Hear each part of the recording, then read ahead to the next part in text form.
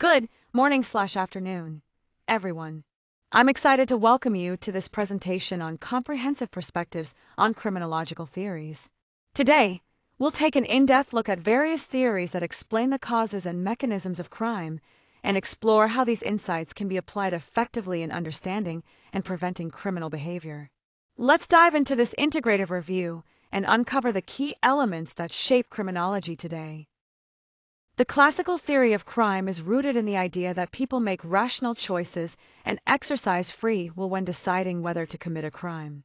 Essentially, individuals weigh the potential benefits against the consequences before they act. This means that crime is not random, but a result of a conscious decision-making process where the person evaluates the costs and rewards. This theory plays a crucial role in shaping modern legal systems.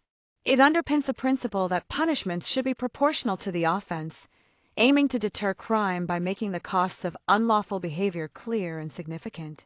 By understanding this, we see why many justice policies focus on increasing the perceived risks and consequences to discourage criminal acts. The positivist theory of crime suggests that criminal behavior isn't simply a matter of choice, but rather is influenced by factors beyond an individual's control. These factors can be biological traits, psychological conditions, or social environments. Unlike traditional views that focus on free will, this theory shifts our attention to the root causes that might drive someone to commit a crime, such as genetics, mental health issues, or environmental circumstances. This perspective has practical implications too. It encourages us to develop rehabilitative strategies and tools for risk assessment that target these underlying factors, aiming to help individuals change rather than just punish them. This approach represents a more comprehensive way to understand and address criminal behavior. Strain theory helps us understand crime as a reaction to the pressure people feel when they can't reach society's goals through acceptable ways. When individuals face frustration because they're blocked from achieving success the right way, some might turn to crime as an alternative. This theory is particularly useful in highlighting how social and economic challenges contribute to criminal behavior. By recognizing these factors, policymakers can work on reducing inequality and creating more opportunities, which ultimately helps prevent crime before it starts.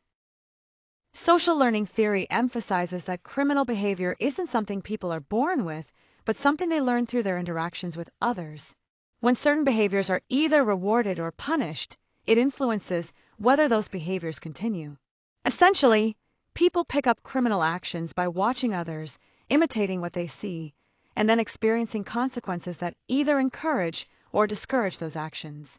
This understanding plays a crucial role in crime prevention, especially among young people.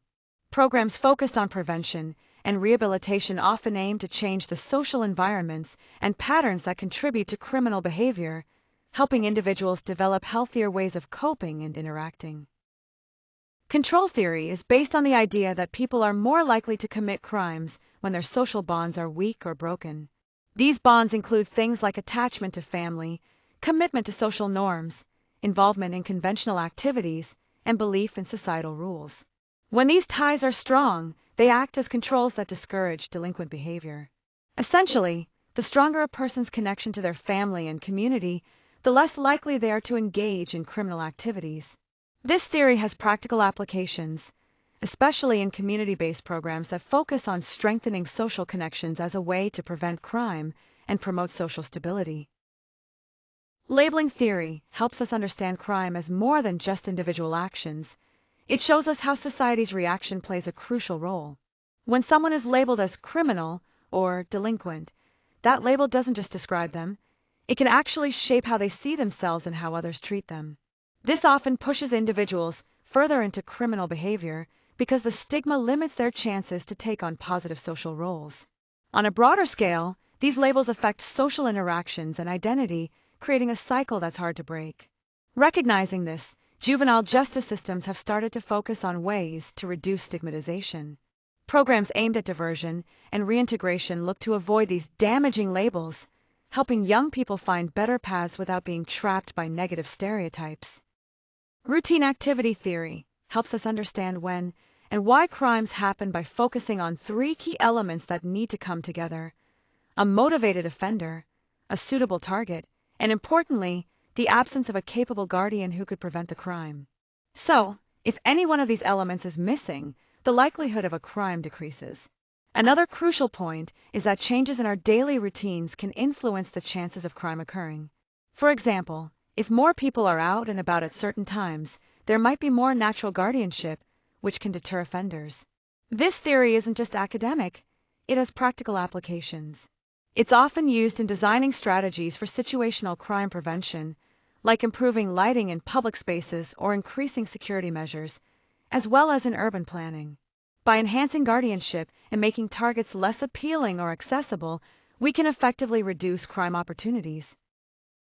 Conflict theory helps us understand crime as a result of social and economic inequalities and power imbalances within society. Essentially, it suggests that crime is not just about individual choices, but about larger structural issues that create unfair conditions. From this perspective, laws and their enforcement tend to serve the interests of dominant groups, those who have more power and resources, while marginalized communities often face systemic barriers that can increase their likelihood of involvement in criminal activity. This theory also plays a significant role in shaping policy discussions, highlighting the importance of addressing systemic injustice and pushing for social reforms that tackle the root causes of crime, which are deeply tied to inequality. Developmental and life course theory looks at how criminal behavior evolves throughout a person's life. It considers a mix of factors, including individual traits, social influences, and environmental conditions. An important aspect of this theory is its focus on key life events and transitions, moments that can either increase or decrease the likelihood of engaging in crime. It also emphasizes the interaction between personal characteristics and social surroundings, showing how these combined forces shape behavior over time.